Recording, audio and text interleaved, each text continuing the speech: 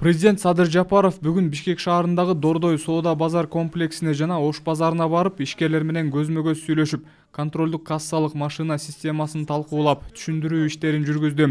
Садыр Жапаров Дордой базарынын ишмердүүлүгү менен таанышуу учурунда ишкерлер менен баарлашып, ККМди ишке киргизүү боюнча алардын ой пикирин угуп, аларды тынчсыздандырган суроолорго жооп берди. Президент жарандардын контролдук кассалык машиналарды киргизүүнү эмне үчүн колдобой жаткандыгы боюнча пикирлерин угуп, мындай жагдай маалымдоо түшүндүрүү иштеринин жетишсиздигинен келип чыкканын, ошондуктан ККМдин максаттары туура эмес чечмеленип жатканын белгиледи.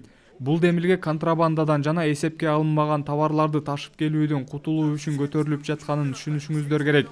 Бизде ишкерлердин эсебинен киреше табуу же алардын эсебинен өлкөнүн бюджетин толтуруу тапшырмасы жок. Тескерисинче, мамлекет алардын иштөөсүнө шарт түзүп берүүдө. Ата мекендик экономиканын 40% көмүскөдө калганын айтып, аны ал жактан алып чыгып, ошол эле учурда кичи жана орто бизнес жабыркабасын деп жатабыз.